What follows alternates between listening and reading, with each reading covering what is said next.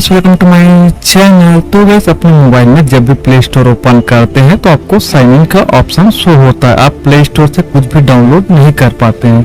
तो आज की इस वीडियो में मैं बताऊंगा प्ले स्टोर की आईडी कैसे बनाते हैं। तो वीडियो को आप पूरा देखें, कहीं भी स्किप ना करें। और हाँ, चैनल में नए हैं तो प्लीज चैनल को जरूर सब्सक्राइब कर दें और वीडियो अच्छी लगे तो लाइक, कमेंट और शेयर जरूर करें। तो करते हैं वीडियो को स्टार्ट।